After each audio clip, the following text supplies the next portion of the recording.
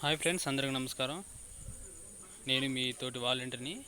నా ఛానల్ కూడా సబ్స్క్రైబ్ చేసి ఆదరిస్తారని కోరుకుంటూ ఈ వీడియోలోకి వెళ్దాం.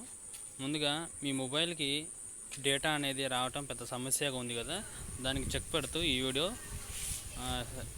చేస్తున్నాను. ఏంటంటే మన మొబైల్స్లో ఒకేసారి ఒక నెట్వర్క్ ఉపయోగించడం వల్ల డేటా అనేది స్లో అవుతుంది. కాబట్టి దానికి సెట్టింగ్ అనేది మారిస్తే కొద్దిగా స్పీడ్ వస్తుంది. కావాలంటే మీరు కూడా చెక్ చేసుకోవచ్చు. అయితే మనకి మొబైల్ డేటా అనేది మనకి ఏరియాని బట్టి ఒక్కొక్క నెట్వర్క్ అనేది ఇస్తున్నారు. ఏంటంటే సిమ్స్ ఈ ఎయిర్టెల్, బిఎస్ఎన్ఎల్ మరియు ఐడియా సిమ్స్, ఐడియా, వోడాఫోన్ ఒకటే అవే ఇచ్చారు కదా. ఈ ఏరియాని బట్టి ఆ ప్రాంతాల్లో సిగ్నల్ బట్టి అవి ఇచ్చారు. అవి ఒక్కొక్కసారి అవి సిగ్నల్ అనేది మొరాయించడం వల్ల మనకి మొబైల్ డేటా అనేది రాదు.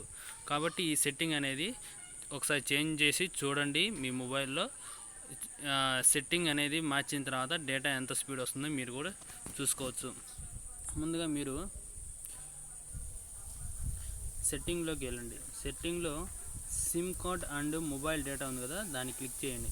క్లిక్ చేసిన తర్వాత మీకు ఇచ్చిన సిమ్ ఏదో చూసుకోండి, ఒకటిలో ఉందా, ఒకటా రెండా చెక్ చేసుకోండి. మీకు ఐడియా ఇస్తే ఐడియాని సెలెక్ట్ చేయండి. బిఎస్ఎన్ఎల్ అయితే బిఎస్ఎన్ఎల్, ఎయిర్టెల్ అయితే ఎయిర్టెల్.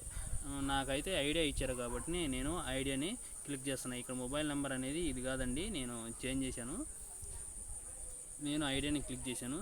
ఇక్కడ క్లిక్ చేసిన తర్వాత మీరు ఓపెన్ చేసి యాక్సెప్ట్ పాయింట్ నేమ్ ఉంది కదా, దాన్ని క్లిక్ చేయండి. క్లిక్ చేయడం వలన ఇక్కడ ఐడియా మాత్రమే మీ మొబైల్లో చూపెడుతుంది. నేను ఆల్రెడీ సెట్ చేశాను కాబట్టి నాకు 2 ఇక్కడ చూపెడుతుంది. దీన్ని చేయవలసింది ఏం లేదు, చిన్న సెట్టింగ్. మీ దాంట్లో ఐడియా ఇంటర్నెట్ మాత్రమే చూపెడుతుంది. ఇలా నెట్ స్పీడ్ మరియు గూగుల్ అనే కొత్త ఏపీఎన్గా న్యూ ఏపీఎన్ మార్చాలి. ఈ సెట్టింగ్ నెట్వర్క్ నేమ్ మార్చడం వల్ల మీకు మొబైల్ డేటా అనేది స్పీడ్ వస్తుంది. ఇది ఎలా చేయాలో చెప్తాను చూడండి. నేను ఆల్రెడీ చేశాను కదా, దీంట్లో చూపెడుతున్నాను. ఇక్కడ చూడండి, నేమ్ దగ్గర ఏమో నెట్ స్పీడ్, ఎన్ అనేది క్యాపిటల్ లెటరు, తర్వాత ఈటీ అనేది స్మాల్ లెటరు, మళ్ళీ స్పేస్ ఇచ్చి ఎస్ అనేది క్యాపిటల్ లెటరు, పిఈఈడి అనేది స్మాల్ లెటర్. ఆ తర్వాత ఏపీఎన్ నేమ్ వచ్చేసి www.google.com అని టైప్ చేయండి. ఆ తర్వాత మిగతాన్ని సేమ్, ఇక్కడ ఏం మార్చక్కర్లేదు. కొద్దిగా పైకి వెళ్ళండి. ఇక్కడ ఏపీఎన్ ప్రోటోకాల్ ఉంటుంది కదా, ఏపీవి4 మరియు ఏపీవి6, అది ఒకసారి ఈ చేంజ్ చేసినా పర్లేదు, లేకపోతే మ్యాక్సిమం ఈ రెండే ఉంచేటట్టు చూడండి. ప్రాంతాలను బట్టి ఇది కూడా చేంజ్ చేయవచ్చు. అంటే ఒక్క దాని మీద ప్రోటోకాల్ మీద కొద్దిగా స్పీడ్ వస్తుంటాయి. ఇది చేంజ్ చేసినా పర్లేదు, 2 పెట్టినా పర్లేదు. ఆ తర్వాత ఇంకొద్దిగా పైకి చేస్తే బీఆర్ఆర్ కనబడుతుంది చూడండి, BEARER, దీన్ని క్లిక్ చేయండి. క్లిక్ చేసిన తర్వాత స్పెసిఫైడ్ అని చూపెడుతుంది. మీ మొబైల్ LTEకి సపోర్ట్ చేస్తే LTEని క్లిక్ చేసిన తర్వాత ఓకే కొట్టండి. ఓకే కొట్టిన తర్వాత ఇంకేం లేదు, ఇక్కడ మోర్ అనే ఆప్షన్ ఉంది కదా, దీన్ని క్లిక్ చేసిన తర్వాత సేవ్ అనే ఆప్షన్ని క్లిక్ చేయండి. ఇది అనేది సేవ్ అయిపోతుంది. ఇప్పుడు దీన్ని క్లిక్ చేసి, ఇప్పుడు ఆల్రెడీ నేను నెట్ స్పీడ్ దాంట్లో ఉంది కాబట్టి నాకు మొబైల్ స్పీడ్ అనేది చాలా ఫాస్ట్గా వస్తుంది.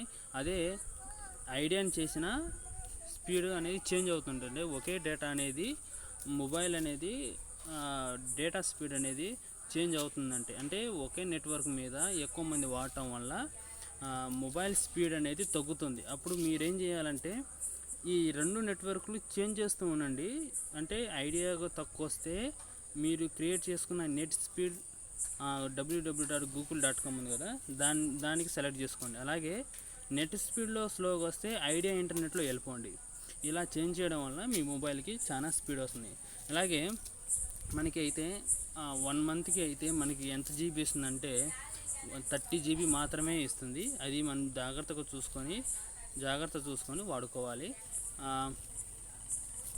ఒకసారి చూడండి, నాది ఐడియా సిమ్ కాబట్టి నేను వోడాఫోన్ అనే యాప్ ఎక్కించుకున్న తర్వాత నా మొబైల్ నెంబర్తో ఓటీపీ అనేది సెండ్ చేసుకున్న తర్వాత నాకు ఇచ్చేది 30 GB 1 మంత్కి. కాబట్టి నేను 1 మంత్కి ఎంత వాడాను అనేది ప్రతి డైలీ అనేది ప్రతిరోజు చూసుకుంటే సరిపోతుందండి.